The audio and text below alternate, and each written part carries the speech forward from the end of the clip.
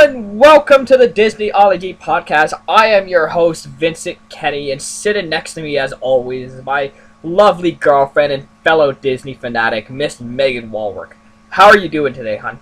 I'm good. It's a hot day today, but, I'm good. How are you, baby? I know, the summer is so amazing, so wonderful. It is. I love summer. Now, not just to bring the mood down for just a brief second, but, recently you lost your dog Stella. Yep. And just very briefly, how long did you have Stella? About 5 years. Mm-hmm. So, just to pay respect to Stella, I thought what we could do is just talk about some of our favorite Disney dogs, as just in general about why dogs are just so awesome and why do we love dogs. And we'll talk about it later, but why does Disney love dogs? Because there's a lot of Disney dogs, as well as our usuals of Forgotten Classics, Fact of the Week, all that other fun stuff. But before we go into the break, I just wanted to briefly say, apologize first off for the lateness of last week's episode, because we're still trying to figure out the, just all the logistical stuff that goes into the show. So basically I worked on the episode on Tuesday with the hope of uploading it Wednesday. Thursday, my internet was garbage, and So we're recording this today on the Monday. I'm hoping to have it done by tonight so that I can upload it Tuesday. But yeah, so if we're hoping to aim for Wednesdays. But please bear in mind that, like I said, I do live in the country, literally in the middle of nowhere. Yeah.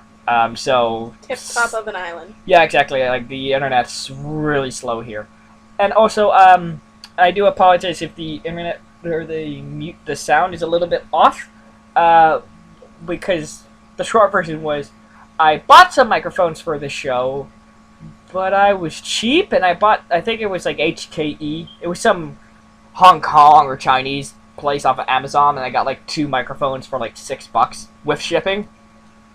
So I was like, they're cheap, that'll work. And they were garbage. They were literally garbage. So I'm looking into getting more headsets. But because obviously the shipping, probably the next 2 or 3 episodes will probably be the standard microphone for now. So I am working on the mic issues. I'm gonna try and fix it as best as I can in editing and any stuff like that.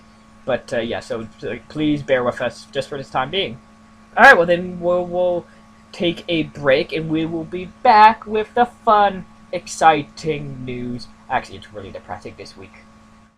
We'll have a Dalmatian plantation where our population can roam. In this new location, our whole aggregation will love our plantation home.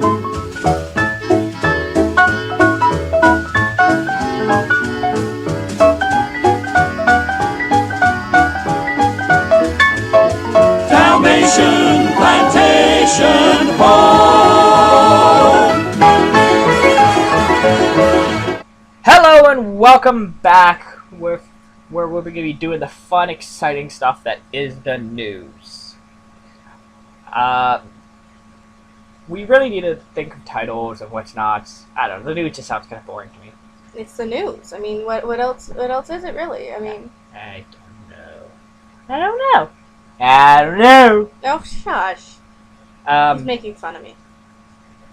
So first off, according to Disney, the Beauty and the Beast teaser pulled in a whopping 91.8 million views during its first 24 hours, eclipsing Star Wars The Force Awakens teaser trailer, which was the previous record holding with 88 million views.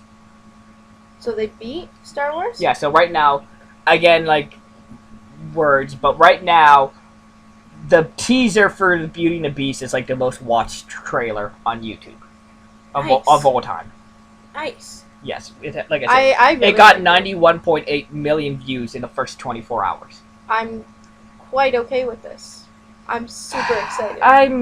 Like I said, I've already made my my opinions clear, so I don't need to go over it again. But I want it to be good. I'm just a little cautious. That's all.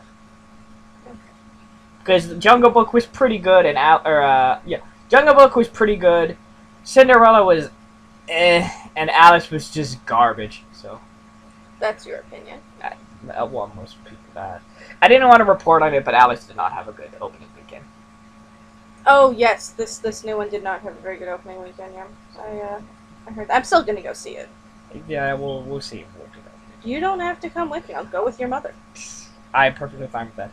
And just for point of clarifications, behind the Force Awakens trailer is the Captain America Civil War trailer, which is with 61 million views, and the second Force Awakens teaser is 55 million views, and Avengers: Age of Ultron rounds out the top 5 with 34 million views. But still, that's quite a gap from like Avengers 2, which has 34 million, to Beauty and the Beast, which has 91. Yeah, it's a hop, Basically- skip, and a jump away. People enjoy it. I'm not going to tell them not to enjoy it. China's largest private property developer, the Wanda Group, has opened a theme park to compete with Shanghai Disney, which is opening up next month.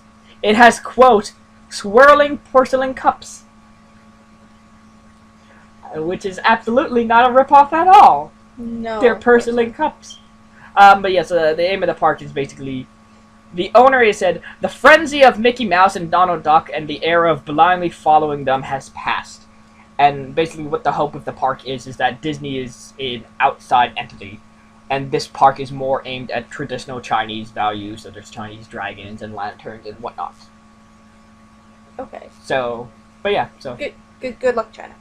Yeah, I just find it funny that that guy was like, he was quoted as saying the frenzy of Mickey Mouse and Donald Duck and the era of blindly following them has passed.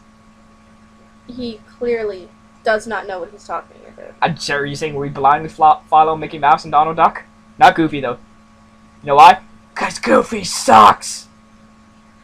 Yeah, Goofy was... Did Goofy get his own affinity? No. Did Goofy get knocked out by Riku in Kingdom Hearts 1 and in Xemnas in Kingdom Hearts 2? Yeah. Yeah, I went a little crushed there. I apologize for that. Speaking of Beauty and the Beast, Beauty and the Beast, a VHS of Beauty and the Beast has recently been placed on eBay for $19,000. Has it been bought? No, that's just the asking price. And the reason why it's asking such a high price has less to do with the movie itself and more Disney's Black Diamond Disney Classics label. So there was 19 movies, like, kind of re-released from the Disney Vault with this Disney Classic label. And because they were never re-released on DVD or whatever, it's that specific brand of DVD. Yes, the Black Diamond edition. Yes. I know I have a couple VHSs in the basement, but I don't think I have any. And like I know you, I think I do have some. well, it would be, so not the sleeves. It would be those big fat like plasticky cases. Yes. Yes, it would be those types of DVDs.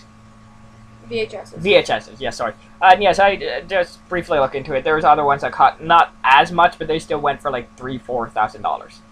Wow. Yeah, and obviously, you know, in package is much more better than the other ones, but still, like $4,000 just for a DVD or VHS.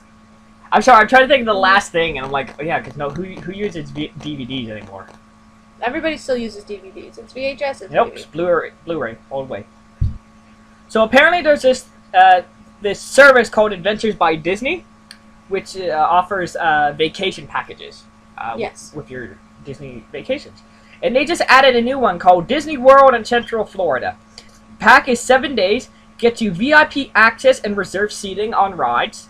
We will have a Disney Imagineer guide walk you through the park. And then outside of the park, you will be kayaking down Shingles Creek, airboat across Lake Topinkalaga. Where is it? Oh, airboat across Lake Tohapakliga. Yeah. Lake Florida, and horseback through Forever Florida Resort. You start your Disney resort, or you start your trip at the Disney Yacht Club Resort, and you get more than a dozen meals for only a whopping $4,538. Oh, only. And just in case anyone is wondering, if maybe that sounds like something you want to do, they do offer it in Disney World and Disney Paris and all those other places. So you could, I mean, it's like, I guess the problem though is that that's basically your vacation, you know what I mean? Yeah. Like, if so, you could go to Florida and go to Disney World and then take a day, or like, you know what? No, I want to go to Orlando, or I want to go just explore Florida, Or swim with the dolphins. yeah, or something like that. That trip sounds amazing. Like, it does sound amazing, and like it said, all your meal is paid for, all your food, everything's taken care of, all your accommodations. It's just you're basically just stuck on that itinerary. You don't really have a lot of free time of your own. Yeah. But would you do something like that? No, if I'm going to Disney, I'm gonna do it my way. So you don't. So you want less of the adventure, more of the Disney. Yes. Or we could just, do both. Like go to Disney one year and then like do the adventures and stuff like that another. Maybe as a Cool. honeymoon. Maybe. Disney has acquired the film rights to Tony Clift's graphic novel, Elijah Dirk and the Turkish Lieutenant. Cool. So yeah, it looks cool. I definitely I like the art style and all that. Oh yeah, the art.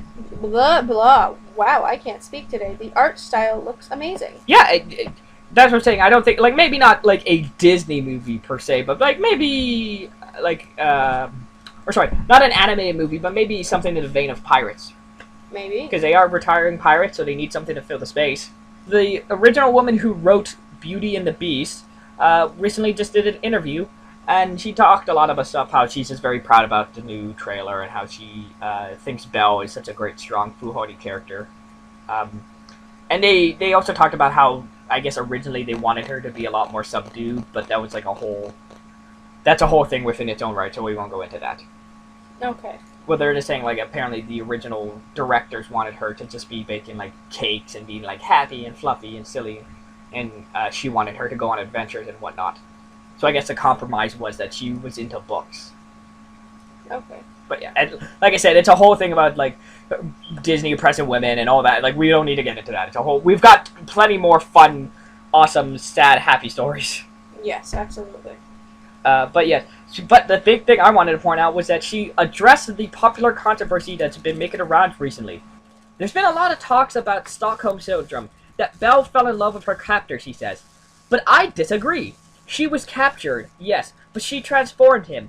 She didn't become, an object. She didn't turn into a beast. She transformed him. So it was the transformative power of love and what it can do. So I'm just gonna say very briefly, because I know we both slap our head whenever someone tries to bring this up. That's always like, it's just like when it was like, 5-year-old, or like, okay, not a 5-year-old, like a teenager who's just learning about politics. You know what I mean? Yes. It's always just like, oh, Disney's evil. Look at this. It's like, if you'd watch the movie, that's not true at all. Yeah. Like, not like again, like she says, Beast never objectifies her. It's just. It's more so just the deal. They had the deal. Maurice snuck into the castle, and he was going to keep Maurice his prisoner. And then Belle took his place. It wasn't that he wanted to... Like, I would assume if Maurice had a son instead of Belle, he still would have kept the son. Yeah. Like, it wasn't a thing about, oh, man, look at this chick. I want to, like, own her. But I do like the thing she was saying, how it was less of Beast keeping her and her trying to, help the Beast. That was more why she was staying. Yes. Which, much like with Once Upon a Time, we've been watching with Belle and Rumpelstiltskin. Yeah. Where what was the line? We recently watched the season 2 opener. What was the thing she said? Something like, I think she said, like, not I don't love you, but you still scare me, but I'm gonna stay because I want to help you. Yeah, pretty much. Something to that effect. Yeah, that's pretty much what she said. But yeah, so whenever people bring up that, like, whole thing, I'm just like, I honestly, I kind of stop paying attention to them, because I'm like, you have no idea what you're talking about. You're just kind of, like, going the first thing you, like, you're just going with, like, the first thing you can think of, as opposed to something substantial, and, like that post, like, I know it's silly, but it's just that post you did on Facebook the other day, where it's like, it was like a picture of Frozen. It was like the first female movie that didn't feature, or they didn't need help of a man. Yeah, like and the first Disney movie that taught you don't need a man to save you. And then there's like a picture of Murda from Brave. Yeah, and just she's like, why? Hello, duh, I was here first. Yeah, it's so. All right, are you ready for the last one? Because this one's gonna be probably half the episode, and it's going to be really, really scary stuff. The last bit of news? Yeah, this is going to be a long one. Okay. The legal controversy over secret agreements in the entertainment industry to deny animated workers better work opportunities got a lot more serious Thursday when a judge agreed to certify a class action lawsuit against Disney and its subsidiaries. However, it was not all bad news for the Mickey Mouse Company in court on Thursday. In a separate lawsuit brought by a shareholder over these anti-poaching pacts, Disney board members were granted a motion to dismiss. So the short version is that Disney conspired to keep animators, not let them they did not let them find new jobs, and they paid them poorly. That's what they're saying? Yeah, that's what the lawsuit. Oh, that's what. Last September, Eugene Towers brought a stockholder derivative complaint on behalf of the company that targeted Disney CEO and chairman Bob Iger, Twitter CEO Jack Dorsey, who joined Disney's board in 2013, Facebook CEO Sheryl Sandberg on Disney's board since 2009, former Starbucks CEO Orrin Smith since 2006, and others. The lawsuit alleges that directors breached their fluidity details for having allowed or permitted the company to affirmatively violate antitrust laws, allowed or caused the company to disseminate false and misleading statements in the company's SEC filings and other disclosures, and cause internal control failures. On Thursday, U.S. District Judge Beth Freeman went ahead with a ruling. She informed the party she'd be making at her hearing on May 19th that the plaintiffs failed to establish sufficient facts regarding Disney board's knowledge of any conspiracy. The motion to dismiss is granted with leave to amend, meaning that the plaintiffs can try again with an amendment complaint, but the judge has struck down a couple of theories that has moved this lawsuit forward. This includes one member's alleged discussing the conspiracy with other companies. However, under Delaware law, one director's knowledge does not impute to any other demanding fruitful purposes, writes the judge. And what about Disney acquisition of Pixar? The plaintiff argued that due diligence. The plaintiff argued that due diligence should have revealed what was happening. An allegation that the defendant should have known misconduct does not constitute particularly facts of actual knowledge, responds the judge. Disney board members are for the time safe from liability, and a lawsuit that was demanding restitution of Disney Plus orders to reform and improve the company's corporate governance won't head into any sort of discovery. But the company still faces the prospect of a trial in the now certified class action lawsuit from animation workers themselves that will be examined in the time period between 2004 and 2010, when Pixar and Lucasfilms entered into a judgment agreement with each other and each companies like Sony and DreamWorks to avoid a bidding war over employees. The alleged anti-competitive practices ended once the Justice Department initiated an investigation and later entered into a settlement agreement. So wouldn't that be part of their contracts? So this is why I saved it for last, because this is going to be a whole fun. So the short version is, like I said, that Disney and other companies like Sony and DreamWorks basically purposely kept employees down so that if someone left Pixar and went to get a job at DreamWorks, right, they could only ask for so much money. That way that the employees would be getting paid much less than they were deserved. Okay. And they're saying, like, so they were trying to, and they're also trying to keep employees within the companies themselves, so that, like, certain places would not hire like Disney directors and animators, not because they didn't want to, but because they had an agreement that they would, only hire this many people and do all that stuff. Basically, all the animation companies were conspiring with each other to keep employee wages low and to keep them within their defined companies, so they couldn't, like, find a better opportunity elsewhere. Okay, so... And yes, like I said, the lawsuit is for the time between 2004 and 2010. So this would be the quote-unquote dark period of Disney. So this would be right, if not right before, like right Frozen. Tangled. So Wreck-It Ralph and Zootopia and Frozen and all the recent stuff would not affect that stuff. Basically, it would be from the home on the range time to about Bolt Chicken Little ish. So, yeah, that was. I mean, and like they're saying, the lawsuit. The way the lawsuit worked out is that this is the second lawsuit, so all the people in charge are not going to be. They're basically wiped clean of it. They won't get in any trouble, but they are still going to do an investigation to see what's. And this action lawsuit comes from the animators themselves. Okay. So I mean, I usually try to keep the show very happy and lighthearted, and yeah. I don't really know what to say. I think that's the thing. I do think that's the one thing I do want to just take the time to notice. I think they're like going back to what that guy said about the theme parks.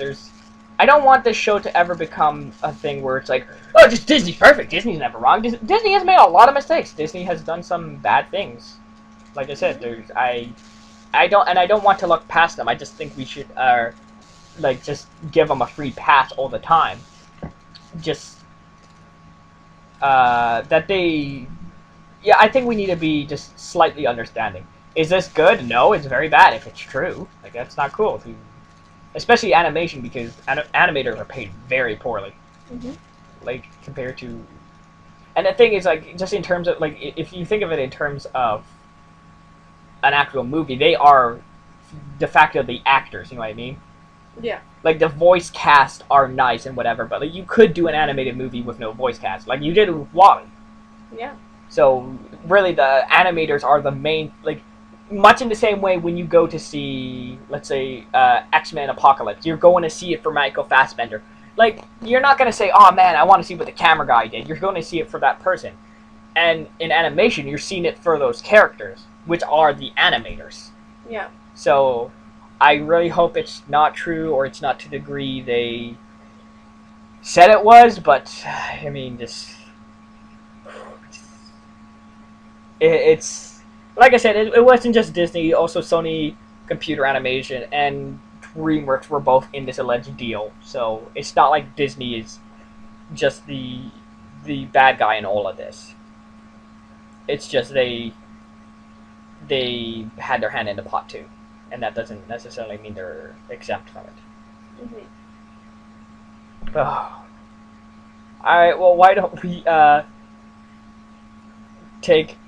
why don't we move to happier subjects and go with the fact of the week. Now, last week, I'm a bad host.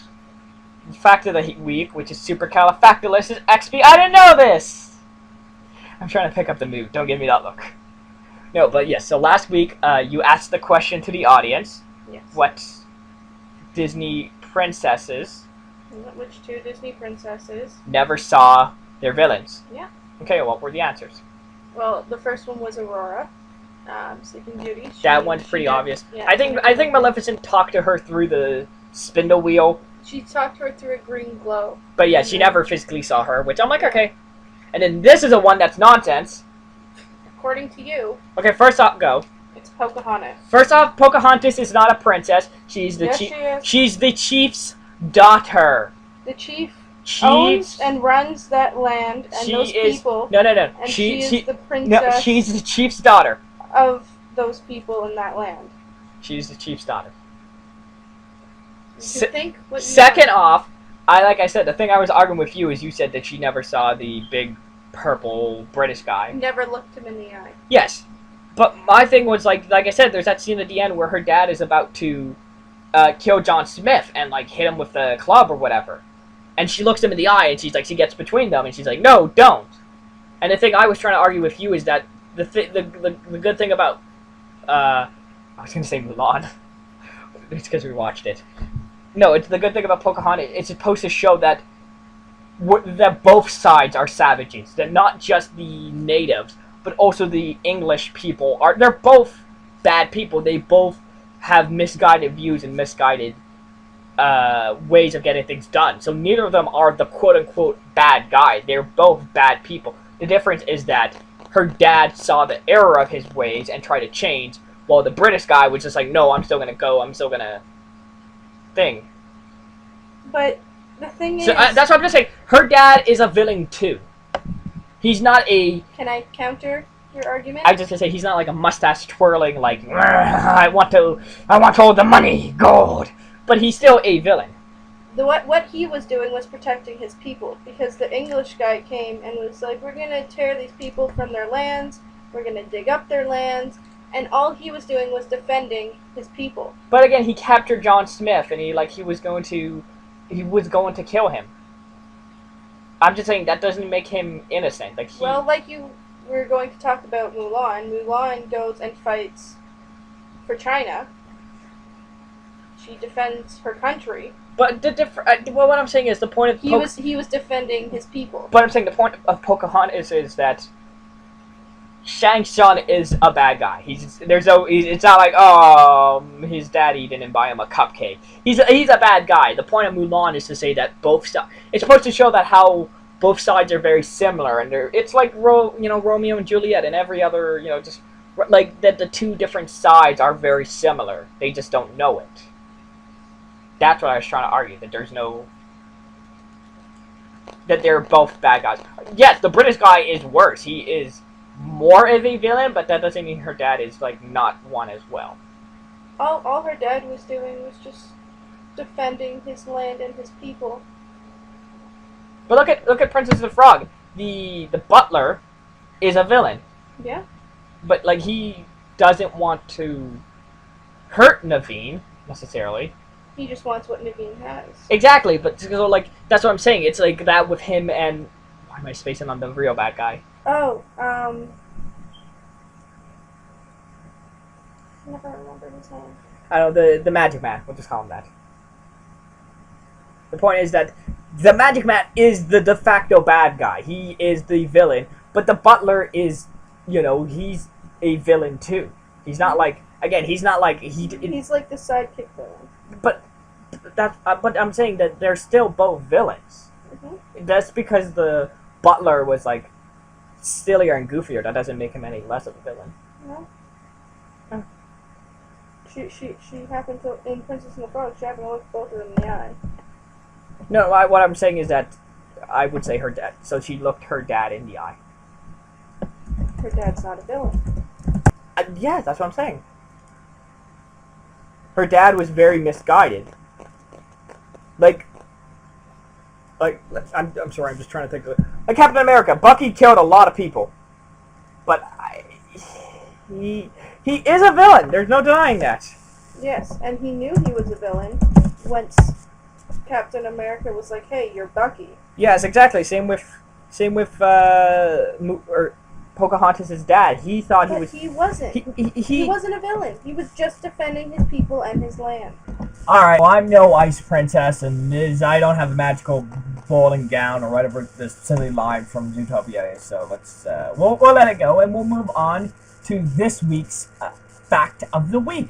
And, of course, because it's our unofficial dog episode, I figure why don't we do one about Disney's #1 dog, Pluto, and talk about his forgotten family. And this comes from the D23 website, which reads, a romantic at heart, Pluto is most often portrayed as a Bowser bachelor, falling for such canine cuties as Fifi the Pekingese or Diana the Dachshund. But Pluto's Quintuplets, the first animated short officially starring Pluto, was cleverly created in the wake of the 1930s craze kicked up by the celebrated Dianese quintuplets. Pluto and Fifi are seen as Mr. and Mrs. Pluto, the parent of 5 mischievous mini Plutos. Pluto was also seen as the doggy daddy of a pup who followed in his paw print in Pluto Jr., and even while more of his final family was revealed with a little guy named KB in Pluto's kid brother. So, yeah, so there you go. Pluto has an entire girlfriend and a family and 4 children he doesn't ever talk about or ever reveal. So, kind of a dick move to not let Pluto stay with his family, Mickey. Next up, we'll be having a always fun, exciting thing of Vault Kraken, which is our weekly segment where we try to highlight some of the forgotten classics in Disney's vault. And this week, keeping with our dog theme, I thought I would nominate the movie Snow Dogs. Yeah, Snow Dogs. Yeah. Snow Dogs was. So have you Good. did you ever see Snow Dogs? Or? I did. I have Snow Dogs. Yes, because it stars Cuba Gooding Jr., Nicole Nicholson, Michael Bolton. But yeah, so what the movie is about is about this Miami. I'm sorry. So it says, when Miami dentist Ted Brooks learns that his birth mother has passed away and that he was named in her will, he travels to Alaska to claim his inheritance.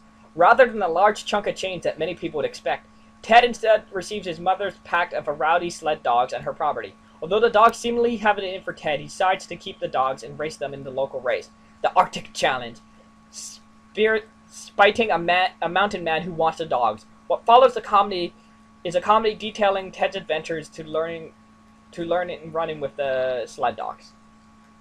Yes. Yeah, and it's just, yeah, like I said, it's very, now how much do you remember? Because I do remember. Oh my god, it's been years since I've seen that. Yes, I definitely, I know I liked it, because basically, it's just one of those things that, you know, he starts the movie, he doesn't like the dogs, they're like, oh, rowdy, he jumps up on them, they, you know, and then at the end, they come together and they win the competition. Is it the greatest movie in the world? Nah, not really, but, like, I felt like, there's nothing wrong with it. Like I said, the only upset that were in the trailers, they showed all the dogs talking, and they're like making jokes, and like awesome, all that stuff, and then in the actual movie, that's just like a 5-minute dream sequence, and for the rest of the movie, the dogs actually don't talk. I'm like, you lied, like, horribly! You said this is a movie gonna be talking dogs, and it's about the guy, like, dealing with his family, and... Yeah, so I'm just looking right here, just tiny spoilers for Snow Dogs from 2002. Wow, that's 2002. That's, Oh my god. that's 14 years ago. Oh my god. 14 years ago. But yes, it's just saying that Ted eventually locates Thunder Jack in an old cave. Jack admits that he and his mom had been together when Ted was born and that he loved her, but he and Lucy had agreed that neither of them could raise a baby. Ted also discovered that the demon is a bad-tempered because he has a bad tooth. So that's what I'm saying. Like, it's some would say it's generic and silly, but it's got a good heart. It's nothing wrong with it. It's not like it hurts. It's not like it does anything bad. It's that trailer where they hyped up all the dogs talking. Yeah. But yeah, I don't know. I think it's a cute family film. If you can find it, I would definitely check it out, especially during these hot summer days. You need something to cool you off with a nice Arctic tale. But yeah, so we will definitely take a break, and we'll be right back. Oh, this is the night. It's a beautiful night, and we call it a bella notte. Look at the skies, they have stars in their eyes on this lovely bella notte. Hello, we are back for the last segment, which is going to be our exciting, engaging, emotional, fulfilling, thought-provoking, I can't think of any other big adjectives. Yes, it's going to be a simple episode where we're going to talk about Disney dogs and why do we love dogs in general. So because the thing is, at first, I'll get a couple of dogs, but when I started making lists, and here you can see, just so you can think about it while I talk, there's a lot of Disney dogs. It's just like, wow, there's, like, at first you're just like, obviously your first inclination is Pluto, and maybe Goofy. But what do you think? Like, where do you fall on the whole Goofy debate? He walks on his 2 legs, he talks, he does human things. I don't really consider him a dog. But Mickey walks and talks and does all that other stuff, and he's a mouse. He's clearly a mouse. That's what I'm saying. Goofy's the only weird one where it's... I know. He's questionable. And then there's a whole argument about like why does Goofy walk, but then Pluto? Why does Pluto Walk on all fours. Mhm. Yeah, I don't know. Because Pete is a cat, apparently. Yeah. I guess that's why he hates Mickey. Yeah. But while you look at that, we reached out to Facebook and Twitter and all that to get some questions or some opinions. Mr. Philip McCabe said he's not a dog, but I like the horse Entangled. He was awesome. Which Matt like. He still acts like a dog. I think he sits. Doesn't the teacher Rapunzel? He sits out and Yeah. shakes her hand. He's a dog, right? Sit. Yeah, he's an Sit. drop Good. it. Drop it. Good boy. He's a de facto dog. Jordan Dunn says, gotta go with Pongo. Just a genius dog. Yeah. I mean, Pongo is pretty genius. The only dog that I know to got married. Oh, okay, well, I guess the stupid Beverly Hill Chihuahuas. Oh, you know. But no, Pongo got married. Yeah. There was a scene where the people got married and he got married. And he, put his paw on her paw and it was adorable. He was cute. But yeah, as you've been looking at the list, here, I just... Yeah, you can all look. But at first, it was very simple, because I was like, okay, well, Pluto thingy. But then there's Nana, Bolt, 101 Dalmatian, Snow Dogs, as we said before, Dodger from Oliver and Company, Percy from Pocahontas, Rama from The Jungle Book, which he's a wolf, but I'm going to count it because wolf and dogs are the same. I've never heard it. I mean, I know who these are, but Napoleon and Lafayette from The Aristocrats. Yeah. Airbud, Beverly Hill Chihuahua, Slinky Dog, Buster and Skid from Toy Story, Dr. Delbert Doppler from Treasure Planet. He technically is a dog. He eats with a dog bowl. Yeah. Zero from Nightmare. Doug and Alpha from Up. Max from The Little Mermaid. Little Brother from Mulan. Cerberus from Hercules. The movie Homeward Bound has a lot of dogs. Sparky from Frankenweenie. Sultan. Well, okay. So the footstool on Beauty and the Beast is apparently called Sultan. Yes. Stella from Princess and the Frog. Old Yeller. Rusty from Home on the Range, which was, I think, the sheriff's dog. Foo Dog from Jake Long, American Dragon. Spot from Teacher's Pet. Stan with Dog with a Blog.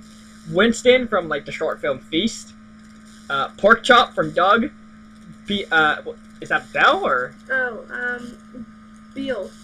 Yep, Beale from Alice in Wonderland. Underdog, and I just, at that point, and like I said, it's not even counting, I just wrote, Lady and the Tramp 1 and 2, because you have Lady, Tramp, Trusty, Jock, you have Scamp, you have Angel, you have the Junkyard Dogs from the second movie. That whole series is nothing but dogs. You got the Fox and the Hound. And there's the 101 Dalmatians dogs, and there's no... Some of them were crazy. They tried to name all the dogs, and I'm like, not all these dogs had names. There was, Jewel, and, Henry, and Autumn, and, it's just no. We got, a couple of the dogs' names, but not all those dogs had names. Yeah. But yeah, so looking at the list, what would you say is first off your favorite Disney dog? Is is the obvious answer just to say Pluto? No. But it's just it's Pluto. He's Mickey's dog. How do you top that? He's in Kingdom Hearts. Yeah, so... Yes, true, so are the 101 Dalmatians, but you're just collectibles. What dog can honestly top Pluto? I like how realistic the dog from that short was. The Feast? Feast, yeah. Like I said, I was... that is a dog. They literally sit there and wait for you to give them food. And they cuddle up to you, and they love you. That movie hit me in a rough spot because, like I said, obviously this episode is to pay honor to your dog. And around this time last year, I also lost my dog, who was with me for maybe 12, 13 years. So obviously it's a very tough time for both of us. And when that short came out, I was it really I don't know, it got to me just because I had this like fear that something bad was gonna happen to the dog. And like the ending is very sweet where he makes friends with the baby. Yeah. And yeah, like And I mean, I don't think we said it earlier, but the only reason why we only had Stella for like 5 years is because she got cancer. Mhm. So I just went onto the wiki. There was 30 pages for dogs and only 14 for cats. Now I will give you, there's a lot of fluff because of all those 101 dogs, and then there's all the goofy people and like all that fluff it up a bit. But still, like clearly there's way more dogs than like I said. I just said what was the guy from Oliver and Company? Dodger, which is like the main dog, the white. There's still the little Chihuahua, and there's the poodle. There's like so many other dogs. Like I think I'm gonna. I know. Isn't there that silly princess pets thing? One of them has to have a dog, right? I think Cinderella has a dog. oh yes. Yeah, Cinderella does have a dog. Yeah, but I'm just curious why. Because I'm not. I mean, I like both, but obviously I would definitely classify myself more as a dog person. Yeah. So I'm just curious, like, why do you think it is that we just love seeing dogs on film? I don't know. I mean, dogs are. Like Doug was another great. Doug He was so like funny. one of my favorite little subtle things is like when I don't remember what it is, but he like flips. You know that thing where he flips his like ear over and it kind of stays like half bent. Yeah. Like that's very much a dog thing to do, and he's like I've been lying under your porch for so long, and now I love you. I saw a squirrel, and the squirrel forgot to store nuts, and now the squirrel is dead. Yes. Like, again, I love cats, but just like, I don't mean it in a dick way, but they kind of just lay there, like. Yeah, they kind of do what they want on their own terms, and like they're more evil. Like they're evil. No, but well, I was just gonna not say evil, but like. I was gonna say when you pet a dog, like its tail wags and all that, and it's a happy, and you see its tongue pat. The cat just like.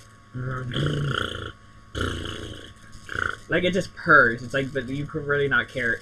You couldn't tell either way because it looks like just half asleep half the time. Yeah. Now there's so many different types of dogs. I just look at Sorcerer's Apprentice. Tank. That's the dog. The little pug. Is it a pug?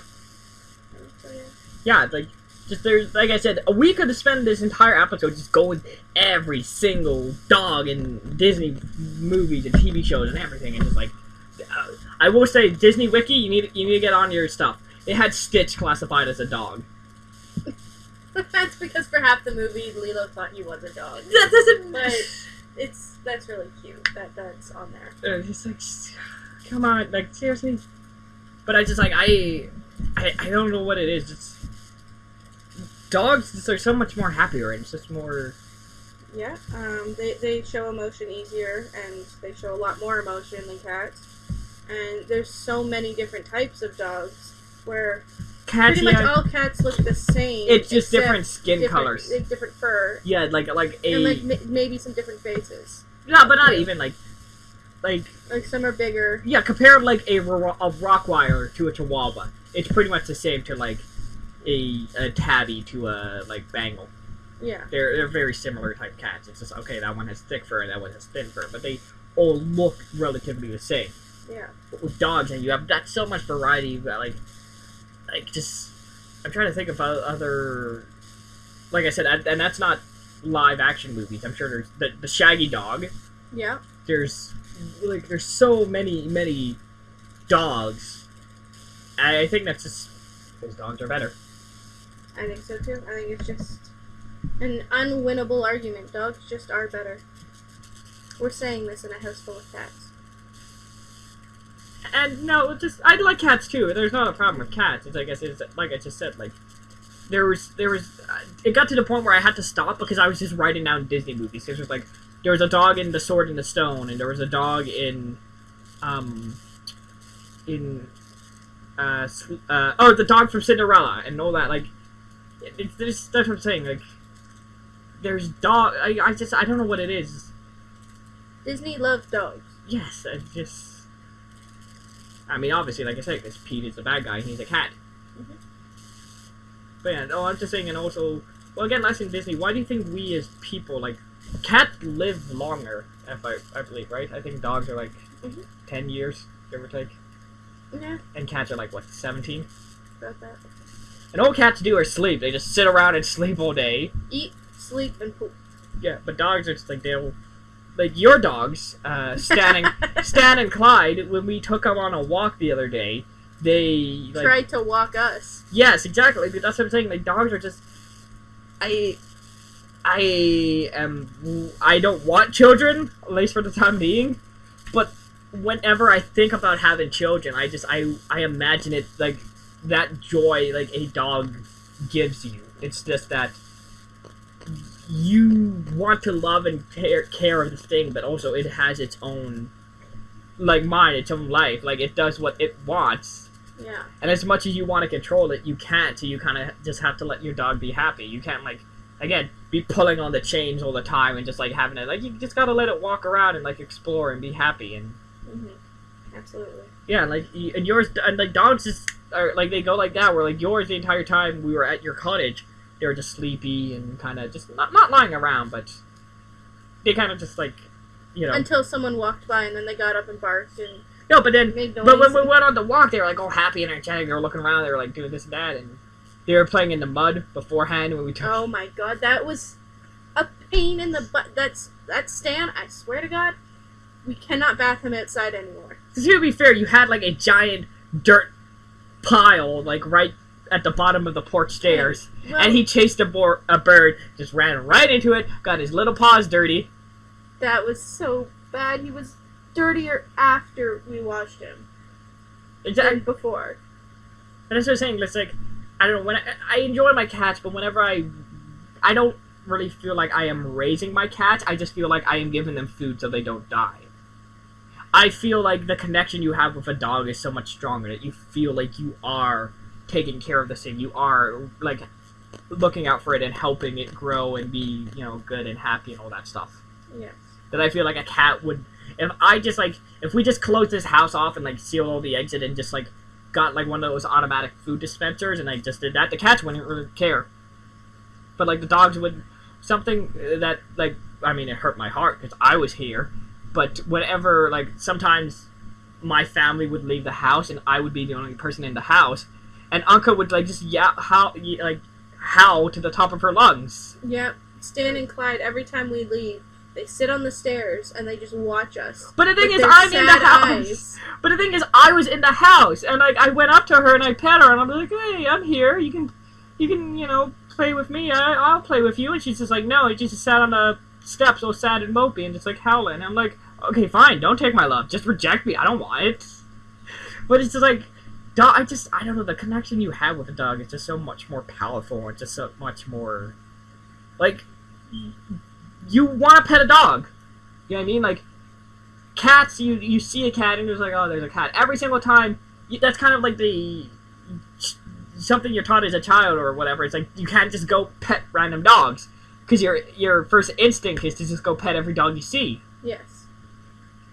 And every time... If you have my instinct, you want to take home every dog you see. Yeah, every time I was going to say, I don't know about you, but any time I go to, like, your house or a friend's house or Phil's house or anything like that, the first thing I always do is I go pet their dog. I don't say hi to the people. I just pet their dogs. Because I don't know, dogs are just... They're just so happy and... Well, my dogs, like, jump up at you and are barking at you and all of that. So, like, you know, you see them before you see people. So, I guess we're not going to pick one, are we? Or, well, I was going to say, before we close it out, George Carlin, I don't know if you know who that is. He's this, like, comedian. He does a lot of, not political, but, like, kind of serious topics. And he has this bit, and at first I was like, it was funny, and, like, there's a kind of sweet sadness in what he's talking about, and he's just saying, pets are just setting you up for future tragedies. Like, when you buy yourself a dog, you are saying, I'm going to be sad in 13 years. But... Yes, but that's what I'm saying. So at first I was like, well, I mean, that is true, because you are going to miss the dogs, but I still value those 13 years. Mm-hmm. Those 13 years don't go away.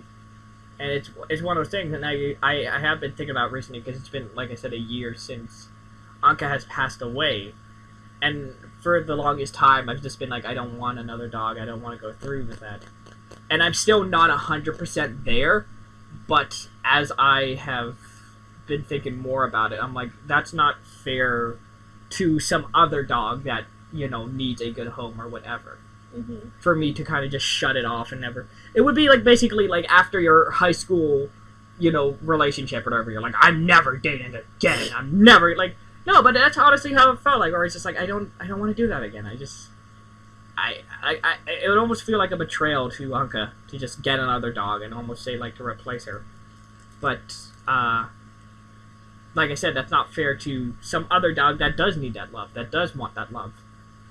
So even if that means in another 13, 14 years, I do have to be sad again, and I'll have lost 2 dogs at that point, I still would probably do it because just... It doesn't get any easier, and it's definitely a difficult thing, but... Yeah, you can't... I mean, in my life, we had Chelsea, and we got her from a pound.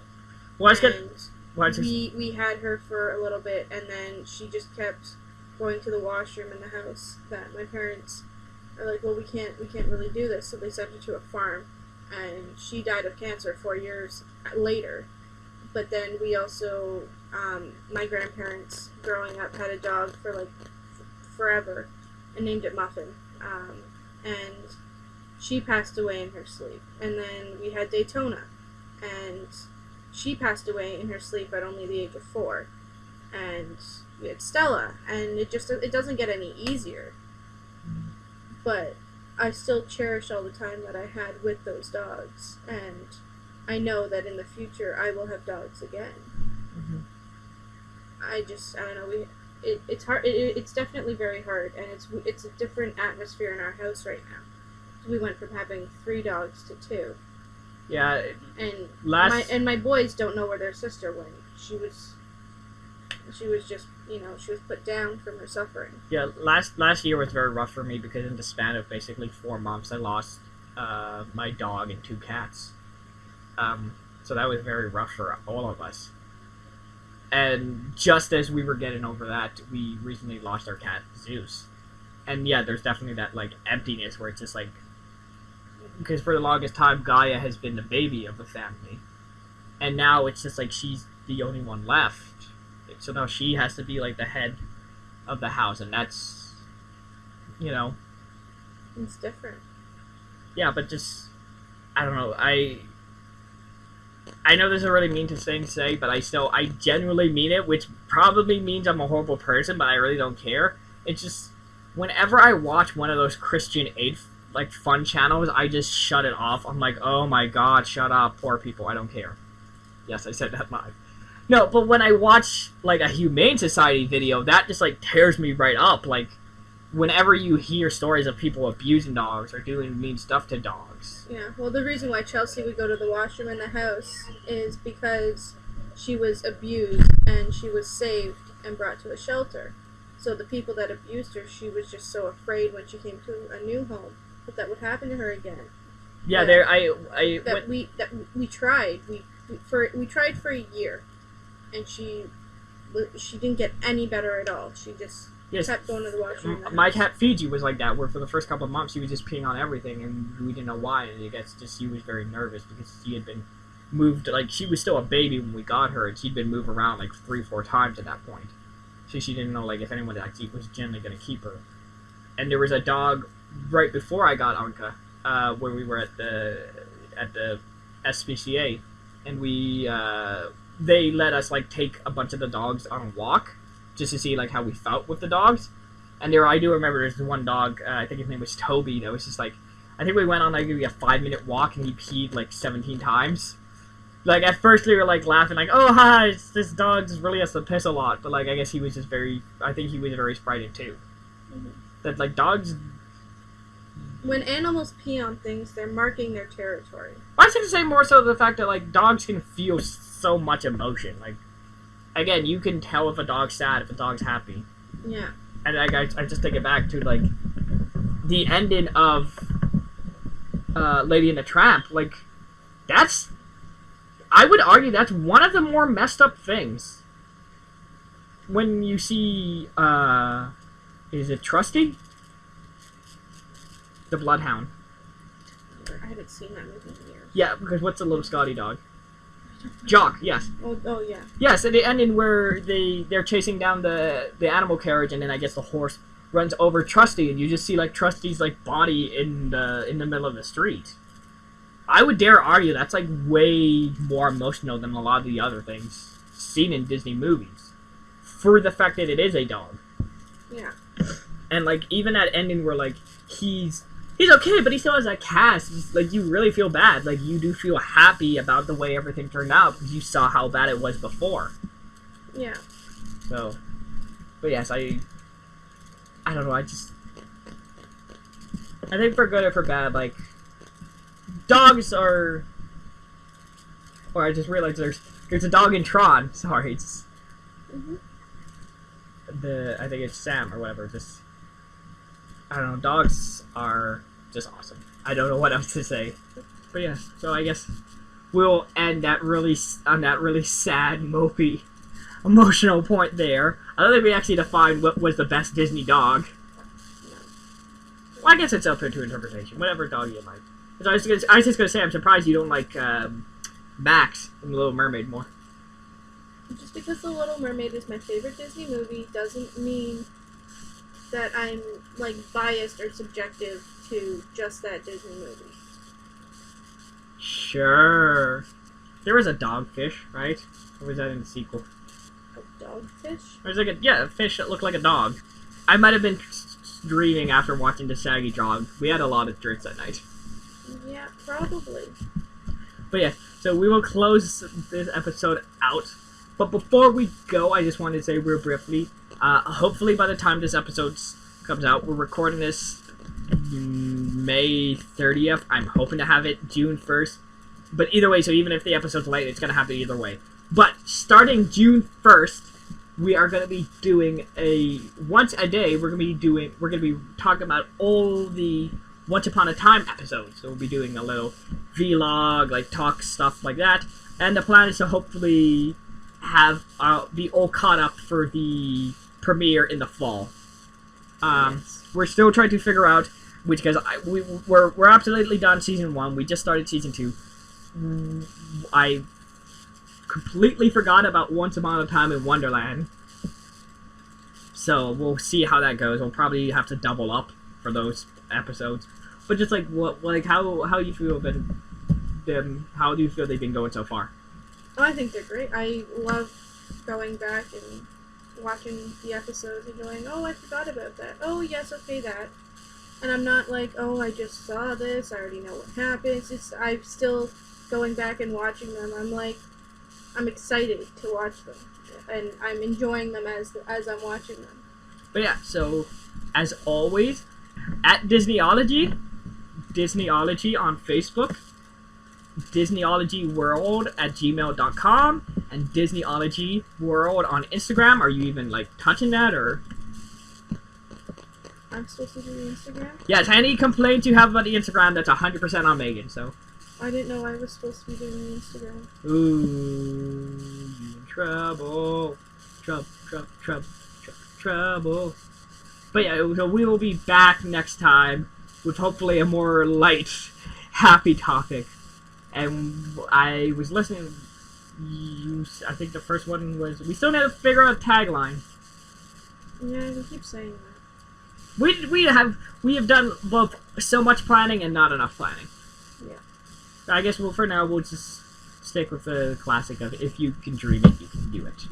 Who let the dogs out? Who let the dogs out? Who let the dogs out? Well, the party was nice, the party was pumping, and everybody having a ball until the fellas started name calling, and the girls respond to the call. I hear a poor one shout out, who let the dogs out? Shuffle them up. Most likely to hire a hitman. Rafiki, the Lion King. Oh my gosh, okay. But he is one of the least likely people to ever hire a hitman. But maybe he's got a secret dark side. I mean, he lives in a cave until, Simba and all of them and the royals meet him. So, I don't know, maybe he's got a secret vendetta, and, he's just wanting more from life, and, this is really difficult, because, like, he doesn't seem to have bad bone in his body, so there's, like, no one I could even think of that's even, like, better than him, so we're probably gonna win this one, but, I mean, he's... I can't think of any reason why he would hire a hitman. I can think of a couple. Well, you just have a dark mind then, because he's so humble, and I can't think of any reason whatsoever. 30 seconds. Yeah, I got nothing.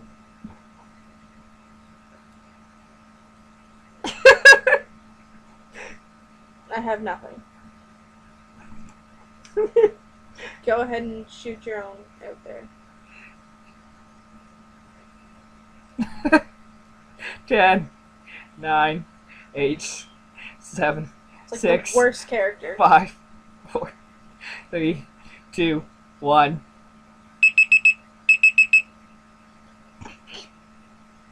It's like the worst character to choose to hire a hitman. I will raise your awkward silence, and I will see Mrs. Potts from Beauty and the Beast.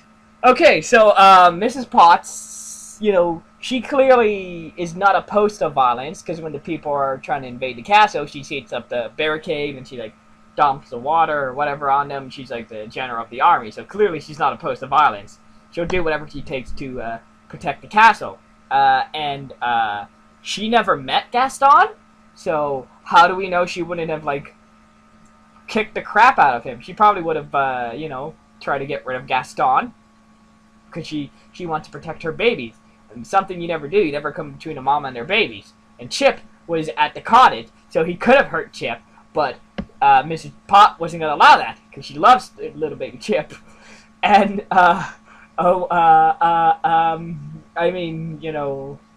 they're French, so they invented the guillotine. That's very violent. Oh bother.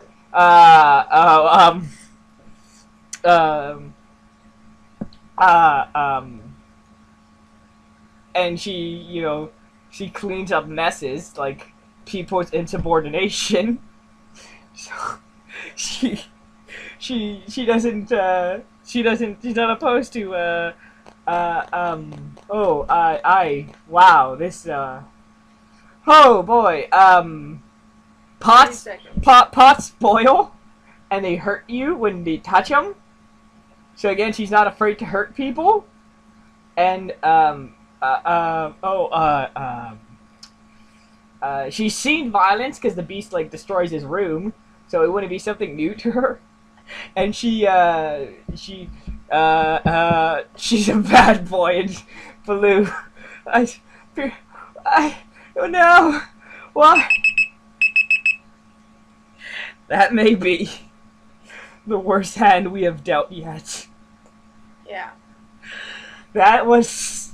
at least before, one of us had, an okay character and the other one was screwed.